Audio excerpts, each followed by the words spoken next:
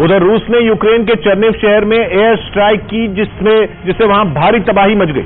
वहां एक साथ कई जगहों पर हुई बमबारी में करीब 50 लोग मारे गए और इन हमलों से चर्निव शहर के कई इलाके पूरी तरह बर्बाद हो गए। सामने आई एक तस्वीर में दिखा कि रूसी विमानों के इन ताबड़तोड़ हमलों की वजह से कई लोगों की मौत हो गई। सड़कों पर जहां तहां लोगों के शव दिखाई दिए, जिसके बाद वहां चीख पुकार मच गई। यही नहीं, रूसी विमानों ने कई रिहायशी इमारतों को भी अपना निशाना बनाया। कुछ मकान तो हमले के कई घंटों बाद भी आग की लपटों में घिरे दिखाई दिए। शहर में जगह जगह मलबे का अंबार नजर आया।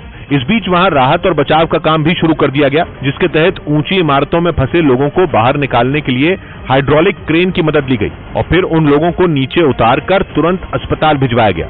वहीं दमकल कर्मी आग बुझाने के काम में जुटे रहे। वहीं रूस के इन ताबड़तोड़ हमलों के बाद भी यूक्रेन की सेना जमीन पर लगातार डटी है। राजधानी कीव और उसके आसपास के शहरों पर मिसाइलों, बमों और टैंकों से हमले हो रहे हैं, तो कुछ इलाकों में यूक्रेन के सैनिक उन्हें धूल भी चटा रहे हैं, जिनकी कुछ तस्वीरें यूक्रेन की सेना ने जारी की, जिनमें एक तस्वीर कीव के पास के एक इलाके की है। दावा है कि जब रूस की सेना वहां टैंकों के साथ कब्जे के लिए पहुंची तो यूक्रेन के फौजियों ने अचानक उन पर रॉकेट लॉन्चर से हमला बोल दिया, जिसमें टैंक पर सवार रूस के कई सैनिक मारे गए और उनके शव सड़क पर बिखरे पड़े मिले। इतना ही नहीं, कीव के पास ही एक दूसरे इलाके में रूस के कुछ टैंकों को जब्त कर उन्हें आग के हवाले कर दिया गया। रूस की सेना से लोहा लेने का यह सिलसिला मिकोलाइव शहर में भी देखने को मिला। दावा है कि जंग के दौरान वहां रूस के फौजियों पर यूक्रेन के सैनिक भारी पड़े, क्योंकि मिकोलाइव शहर की सड़क पर जब सीधी लड़ाई हुई तो रूस के सैनिकों को पीछे हटना पड़ा। यही नहीं, उन्होंने जान बचाने के लिए अपनी गाड़ियों और टैंकों को छोड़कर वहां से भागने में ही भलाई समझी, जिसके बाद यूक्रेन की सेना ने उन सभी गाड़ियों और टैंकों को जब्त कर लिया और फिर उनमें आग लगा दी गई। कुछ ही देर में टैंकों से आग की लपटें उठती दिखाई दी।